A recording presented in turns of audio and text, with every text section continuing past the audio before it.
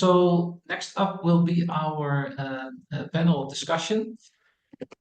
So as I said, we will discuss some of the questions related to these issues with Tomas Moerman, a project advisor at AGRIFin, Netherlands Enterprise Agency, with Frankline Agolla, manager AgTech at the Blair Institute for Global Change. I'm working with the Kenyan government.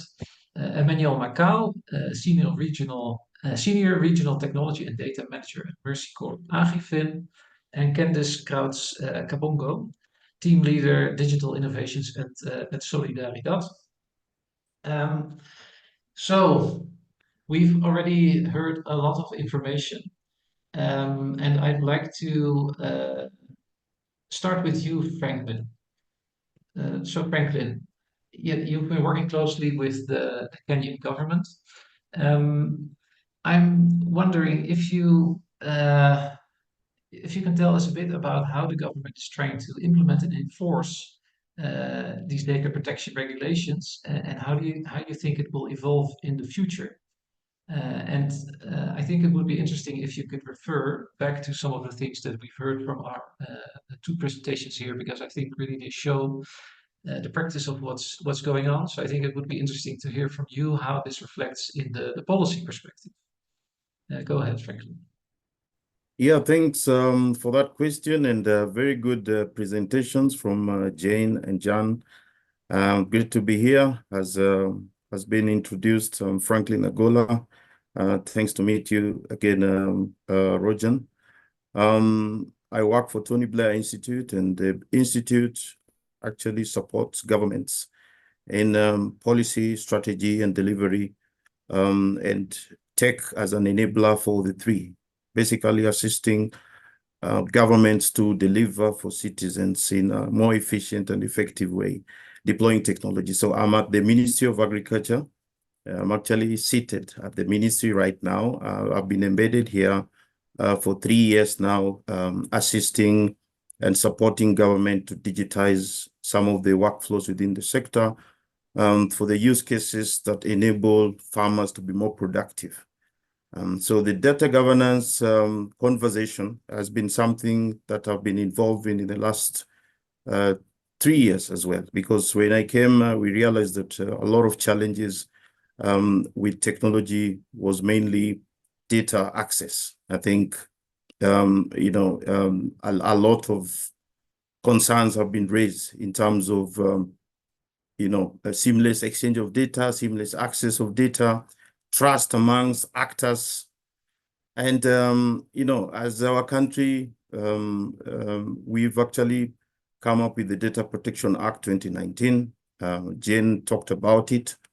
But then we realized that for us to enable actors to access data in a secure and seamless way and be able to also build that trust, we needed to actually come up with a data governance framework ourselves for the sector. Yeah, so I know you asked how this will evolve. The way I see it is that each and every sector has certain needs, right?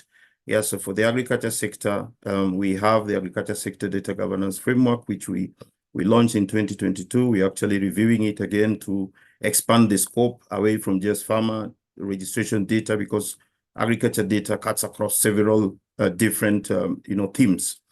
But as an institute, we've also assisted the government to come up with the health data governance framework, building on the success from the Ministry of Agriculture. So I see this evolving as different vertical industries, such that it is specific to a certain need. The way you handle farmer data and how you handle patient data is different, because you capture different data sets for a specific use case, and really to drive value for that particular data owner.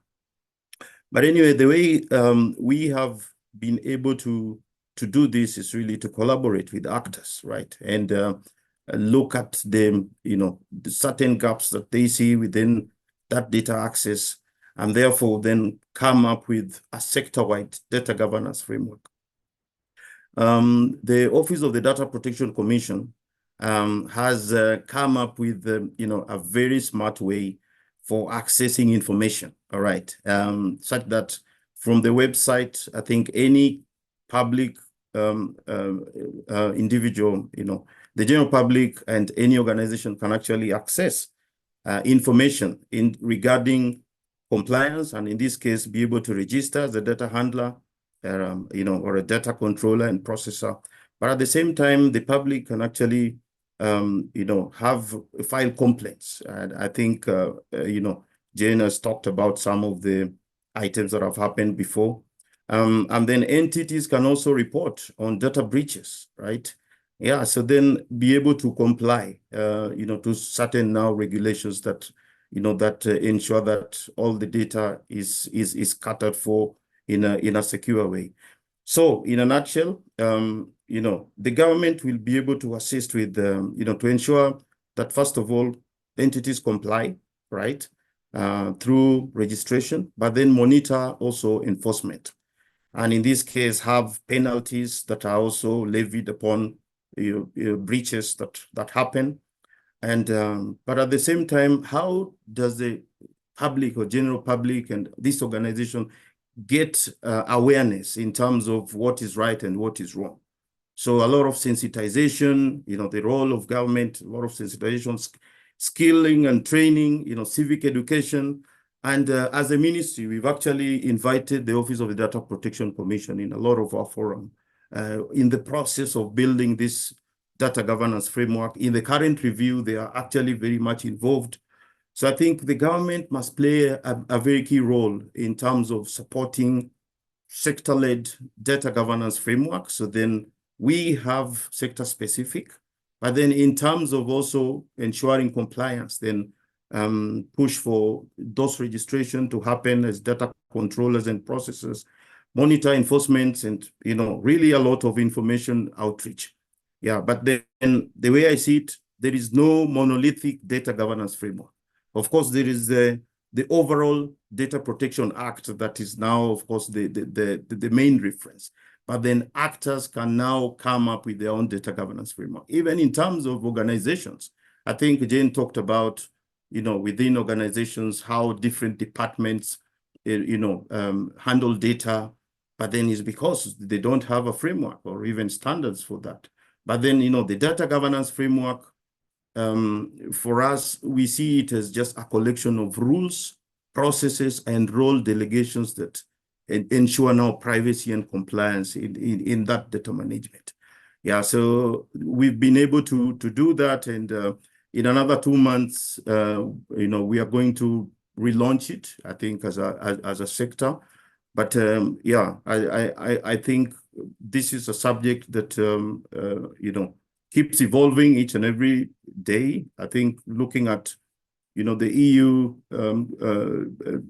dialogue that Jane has talked about as well, their needs. I think technology is evolving, and we talk about deploying solutions in cloud environments, and then of course data residency in certain areas, looking into deploying solutions quickly, but then questions arising in terms of where you're going to store this data, right? And yet, we talk about AI and machine learning and all that, having all this infrastructure in place, right, that can drive change. But then the data controls make it difficult, right? So then we need to open that dialogue and be able to have organizations and countries share data in a way that is secure, but then be able to scale, have that impact. But most importantly, ensuring that the rights of the data subject are really catered for. Yeah. Thank you. Thanks, Franklin. So, what I hear is indeed a mission to balance these data protection and, moving ahead with these regulations, but still leave open space for innovation that sits around data sharing. So I wanted to move on to Candice to ask her, you've been working from Solidaridad with Kavuno, an interesting company because it, bundles a number of services, and some of these, are related to data sharing. And I wondered how do some of these new regulations impact the business models of these types of companies? You know, is a farmer-centric data governance, is it cost effective? Please go ahead, Candice. Yeah, thanks very much, Ron. I think the one point that I want to flag is that I think the premise is very wrong, in that we have assumed that the data concerns of a person living in the European Union is the same as those of someone living in rural Africa. I think it's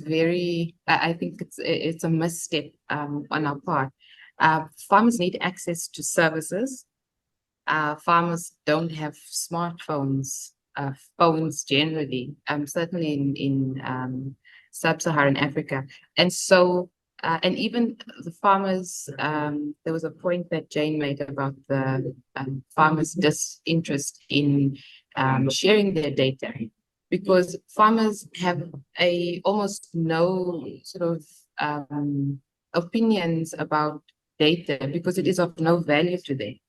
What farmers are interested in is having a good price for their produce and being more productive so they can actually make a living. And so I think the danger we are in here is that we transplant these regulations from a completely different context that is not sensitive to our context. And we then create a new barrier for farmers to be able to access these different services. And specifically on individual consent, because I think that's another key difference between the African context and the European context. We have traditional leadership who these days, some of them are very well educated and who are responsible for a group of people. And in many cases, the people within their particular village may have no understanding of what all of this means, but you've got a leader within the community who does know. So why are we not speaking to this leader to say, this is what we want to do, and this is the data we need to collect there, and look at collective consent as an alternative to enable access for farmers to the individual consent. Obviously, in terms of the work that we've done, we started out with the first service, and then we added the second and the third, and so that also has been an evolution. And so now we're having to go back and sort of retrospectively get the compliance, because that was, get the consent, because that was not a requirement initially. And so, of course, there's an additional burden for that. But for the African context, certainly, digital is such a huge enabler. But the risk I think we have is turning it into a barrier and stopping farmers from having access to certain services because they don't have a phone to be able to, tick a box that says, yes, you can share my data. And I think the other important piece is that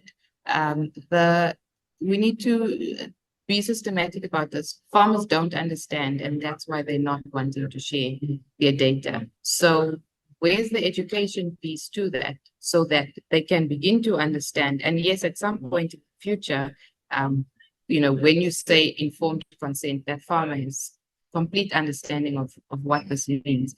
But for where we are right now, it doesn't matter to the farmer. They have other pressing needs that they need to address. And I really enjoyed the presentation from eProd, just to see the power of that digital technology, what that offers to farmers in terms of what we can, how we can deliver services to farmers. And so I think that our thinking needs to be around, yes, how do we protect the interest of the farmer in terms of the legislation, but it can't be prohibitive, because then we're not going to have the impact that's needed to actually change the face of agriculture on the African continent. Thanks, Candice. Very interesting to hear your counterpoints. Yeah, arguing for the needs of farmers in this balancing of regulation versus innovation and access. So I want to move on to Thomas. So RVO is let's say, a big donor, the Netherlands Enterprise Agency. So you also have to deal with organizations that are collecting farmer data, and maybe also sharing their data across continents. They have to deal with different legislation, so EU and perhaps other various countries. So, considering the discussion you've just heard, I wonder what you expect from your grantees on data protection and compliance. How do you see this discussion affecting the way you give grants in the future? Okay, thank you, Royan, and thanks to all the other presenters and panelists so far for your very interesting presentations and insights into this topic. Let me start by just fine-tuning what Royan just said. The RVO, the Dutch Enterprise Agency, is a Dutch government agency which implements programs for a number of Dutch ministries, including the Ministry of Foreign Affairs. And as part of this role that we have, we also implement programs on international cooperation, including in the area of food security, where I myself work on. And in this role, we are indeed a donor, because we implement some grant programs, for example, for public-private partnerships. I think Candice sort of got at the end of her intervention really captured the sort of the dilemma, right? Where on one hand you really want this digitalization to offer new possibilities for farmers to use services, to sell their produce at better prices, or to help them to improve the management of their farms. But at the same time, you want to protect them from the possible harm that can come if they share if their data is misused. What Royan asked, what we expect from the public-private partnerships that we work with, which we subsidize and which we support. Well, at the very least, we expect that of course that they comply with all relevant laws, both locally and internationally. For example, all grant contracts that we hand out include data processing agreements, in which the role which is signed by the lead partner of such a private partnership, which really specifies the roles and responsibilities that we indicate that the lead partner has in managing the data of that is gathered during the course of the project. Well, that's of course like the very hard legal boundary, but the I guess a lot of the gist is in where you can sort of I guess have a project that complies with all the laws, but still might benefit might benefit the company or the government agency involved more than it does the farmer. So there is also this element where you really want to in the projects you select, you really want to look for the ones which can sort of guarantee that the benefits of the project really land with the people you're trying to help, which in our case are of course the farmers and the food insecure people who depend on their production. at this stage, what we see within our organization is that there is a big role for project advisors, such as myself, because we receive the proposal, we evaluate it, we talk with the organizations involved, but also with our partners in the countries where the project will take place, to sort of get a good view of the benefits of and the potential for success of the project.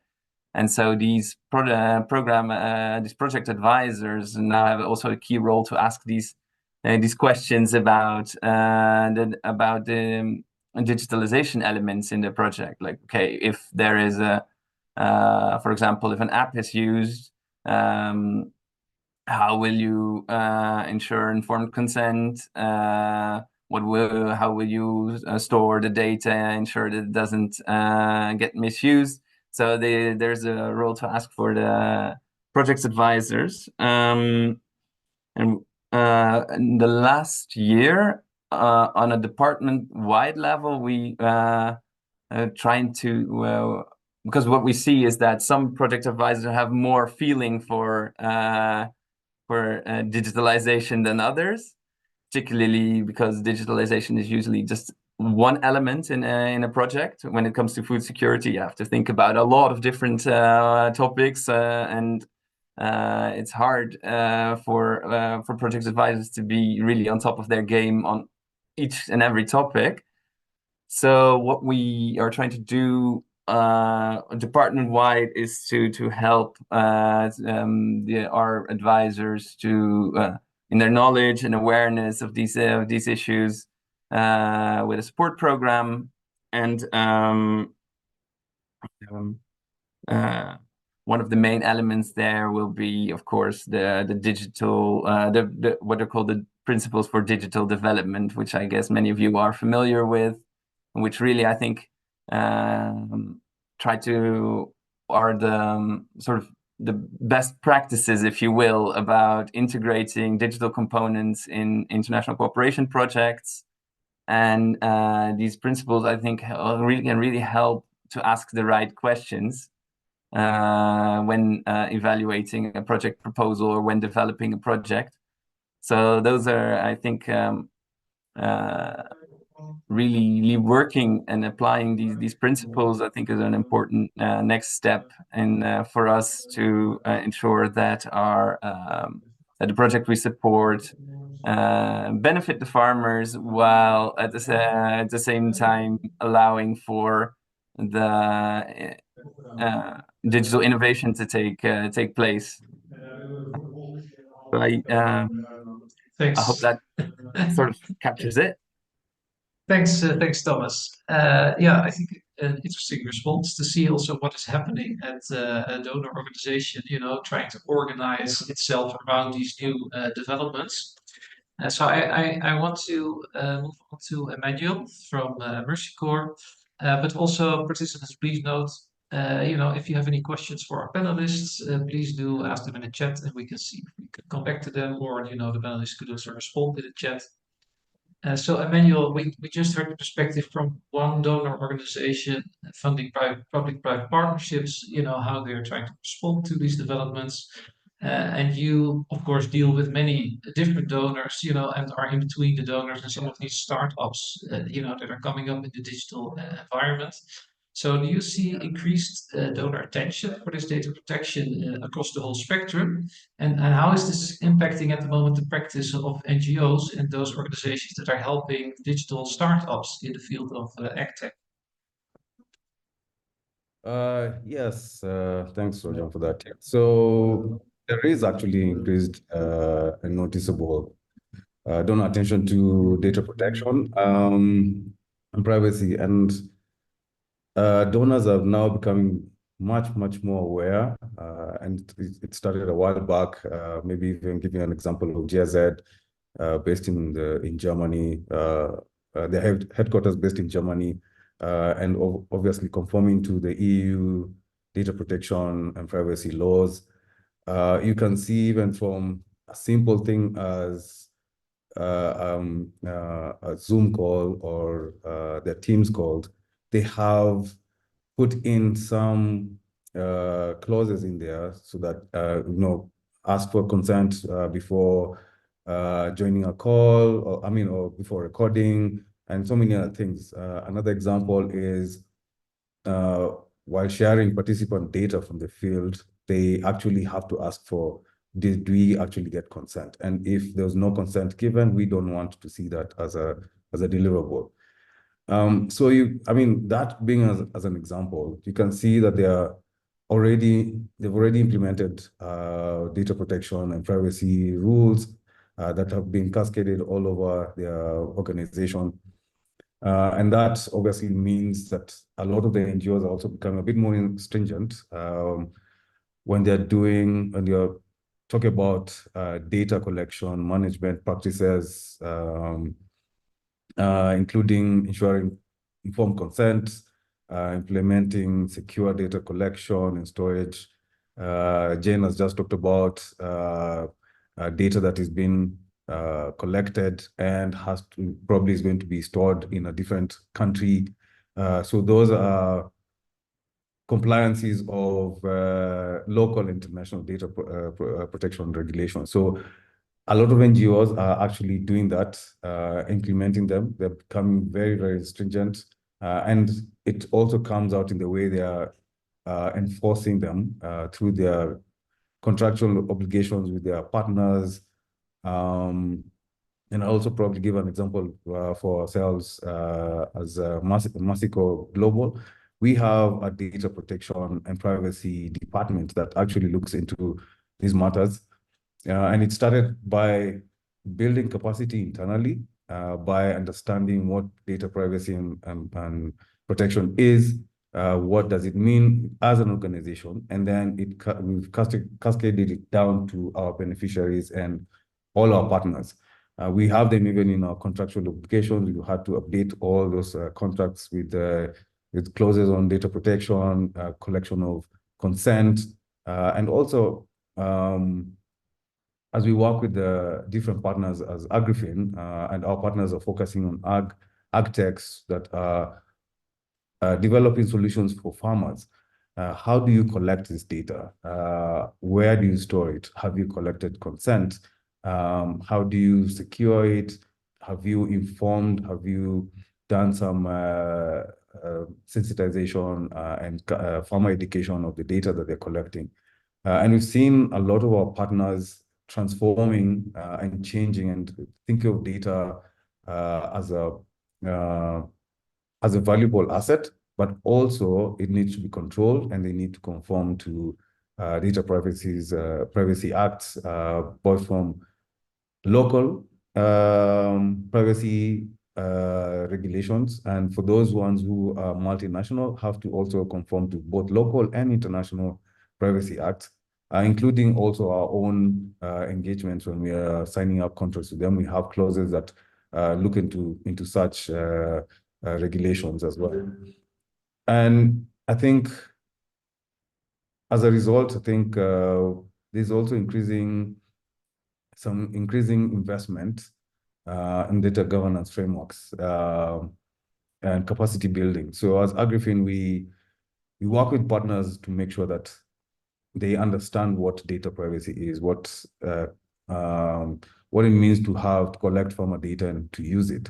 I think Jen has talked a lot from her presentation on the challenges that they've had.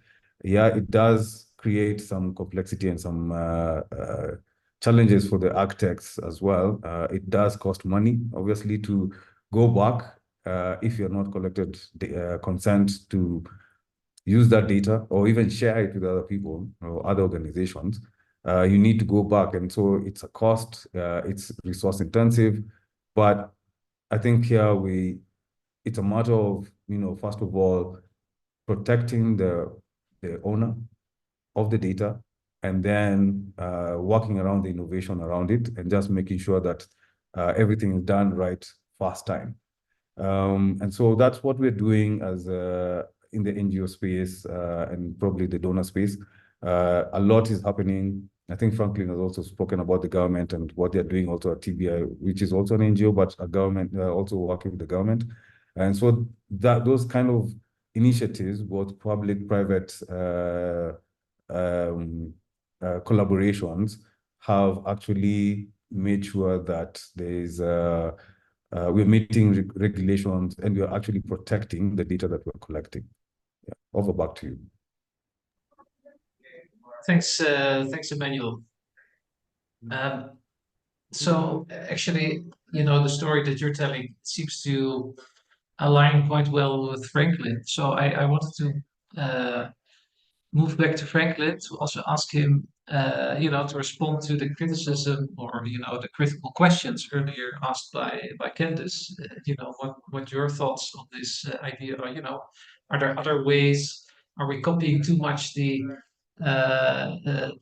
let's say European standards in other contexts? What do you think about this? And maybe there's one other issue you talked about.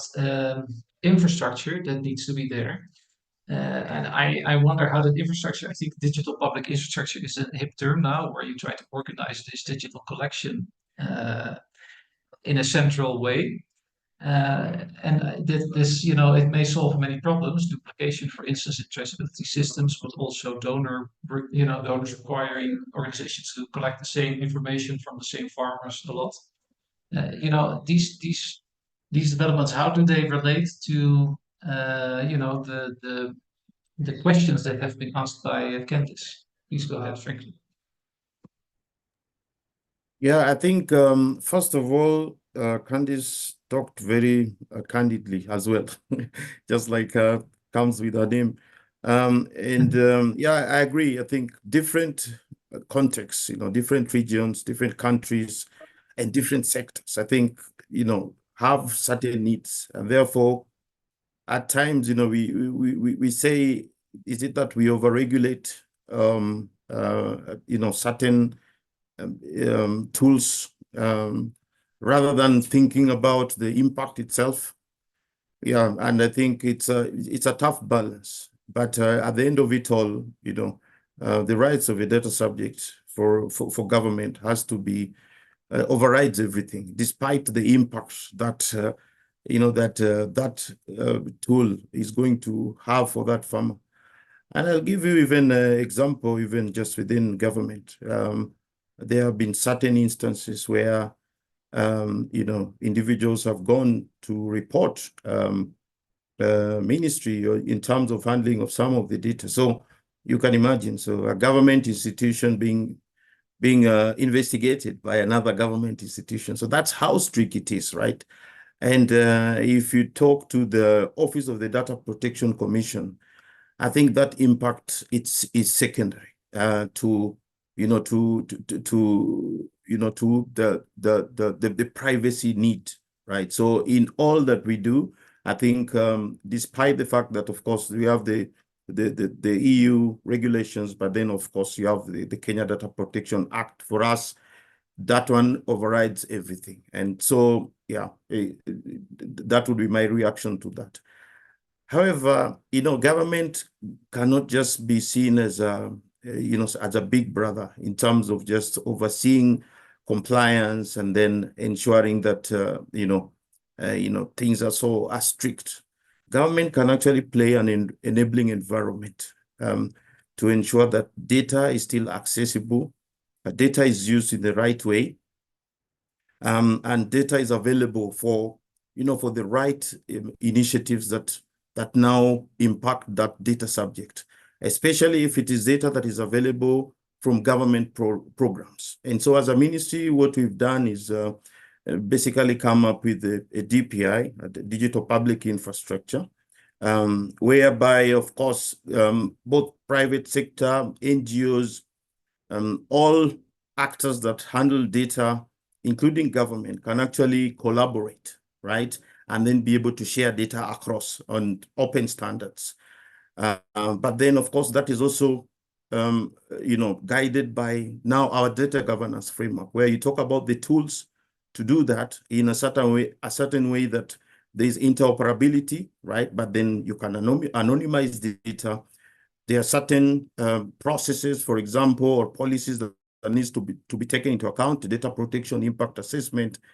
And, all these then build up into a trust environment where organizations see value from each other, such that as a development partner, I should be able to approach government for a certain data set that might not be, personal data, and then in a seamless way access that and develop a program out of it.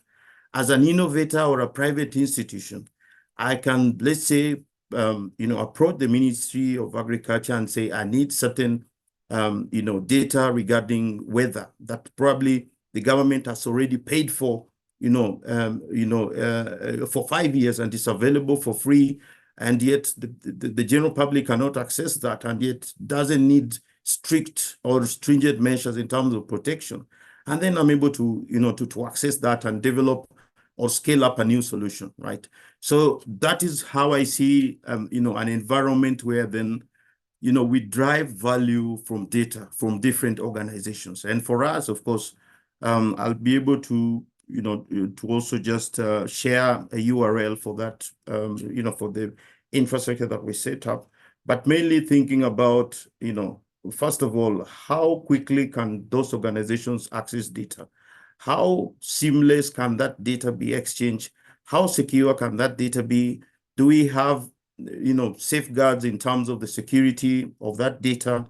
And, being able to then develop a trust environment such that organizations do not look at data as the end to every means, right? So then they refuse to actually share that data. Yeah, but then a shared value infrastructure that now allows for collaboration.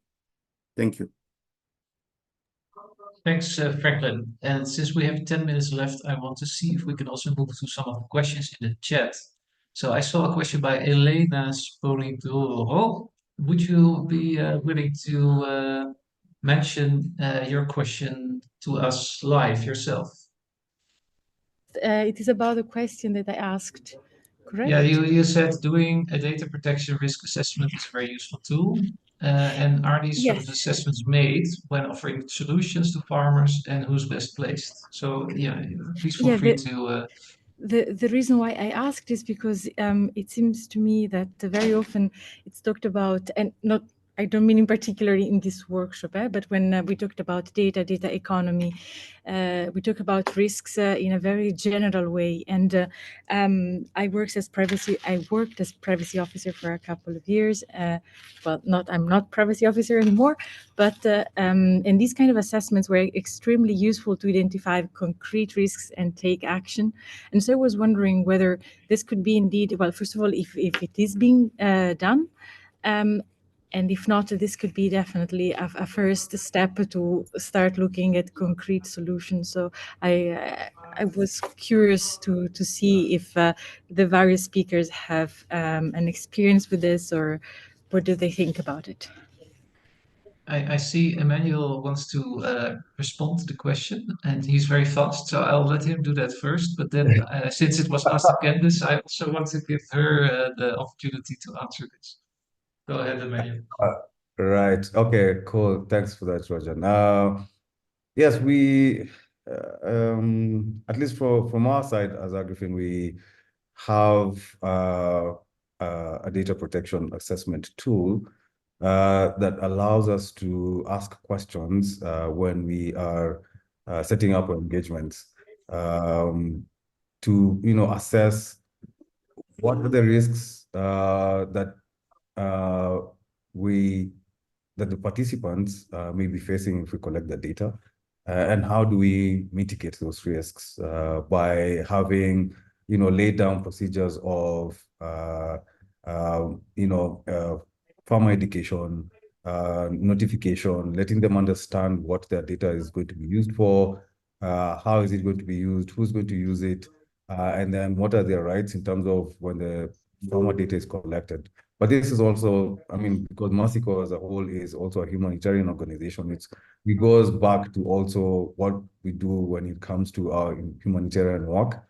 And, we have to assess the risks of collecting participant data. Who's going to use it? Where is it going to be stored? Can it be deleted when the time is right, or when it is when the time is due. And then if it falls into the hands of, somebody who causes harm, what are we supposed to do? How do we make sure that we inform the participants of how their data has been used, and such like things. So yes, that tool is available, and I'm happy to talk about it later on. But just to answer, we do have something in practice that we are using right now. Back to you, Rojan. Thanks, Emmanuel. So Candice, you can also briefly reflect on this question, whether you are using these risk assessments, and maybe you also would like to respond to some of the discussion that's been going on this balance between regulation and, the needs of farmers. I think in terms of the approach we've taken, obviously from a technical perspective, we have put the measures in place as an organization to be able to protect this data, but certainly not in terms of doing assessments with farmers on data specifically. That's something that we haven't done. And I think that just comes back to the point about the education for the farmer in terms of what does this actually mean. I think just in terms of my experience, in terms of work we've done with farmers, certainly a bigger priority is, how does this unlock benefit for me? And so we look at ways that we can maximize the benefit of the data that we collect on these farmers to better service the farmers, so to enable new services for those farmers. But absolutely, the risk, the additional compliance has costs to it, and so that does mean that we have to go back to the field to tick the box of happy for us to do this, which increases the cost of supporting the farmer without necessarily increasing the value that we've delivered to the farmer. And so I think that's really something that we need to assess quite closely, is to say, yes, we're compliant, but the farmer still has all these big needs. How are we meeting these needs? And I don't think that we do meet the needs, except to say our donors happy that we tick the box. So that's really, we need to have the farmer as a central stakeholder in this conversation, to say, there's this thing called digital and it can do these things. How would you like to engage with this in a way that they can understand? And so it's through, something as simple as, when I have your polygon, I can give you a weather forecast. Is that of use to the farmer? Absolutely. But when we originally collected that polygon, that was not the service we were collecting the polygon for. But now we have to go back and say, would you like us to use your polygon to give you a weather forecast? So in the context where farmers work with multiple organizations, all collecting data, it all just becomes a whole lot of admin. So I think there's a role for organizations to play in terms of the stewardship of, this is what serves the farmer, and therefore let's put our energies into that more than let's comply with all of these regulations at the cost of detracting from what serves the farmer. Thanks, Candice. And I realize we only have 2 minutes left, and it feels like we're just getting started in this discussion. But I fear that I'm going to have to actually a closing of the discussion. So unless there is somebody who has a burning remark to make, I would like to move to that. I did see in the chat there's an interesting remark by Matt on, part of the challenge is that some of the larger players that are not complying are not being punished adequately for it. So if we are not able to handle those, so why should we put the burden on the smaller organizations, which I think is an interesting discussion that could still be had. And at the same time, we've been discussing some of these implications for donors and how they handle it. And a question that I wanted to ask, but maybe that's for our next time, is also, to what extent does a donor have a duty of care, further than the contracts that are there to kind of ensure that these data protection measures are implemented feasibly. But I want to end with this. I don't think we really answered the questions, but I do feel like we did hear many different perspectives on what's going on at the moment. So many very intelligent people, committed to the well-being and the needs of farmers, people, companies, are working on developing this space. And it's always going to be an interaction between innovation and regulation that is responding to it. And it's a place that we haven't found, maybe the perfect balance yet.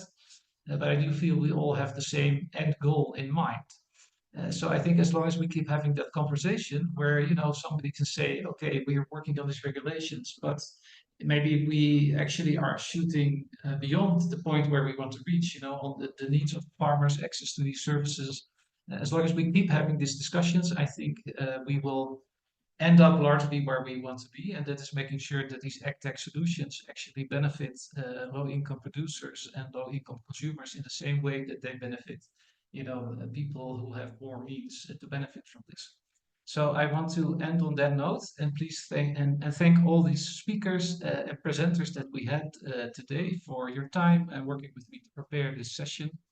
What we will do is put this recording on the NFP Connects website. You can view back the contributions at your own leisure. And of course, we will also share that through the email alongside the presentations that you have seen today. So thanks again, everybody. And hopefully we see you next time.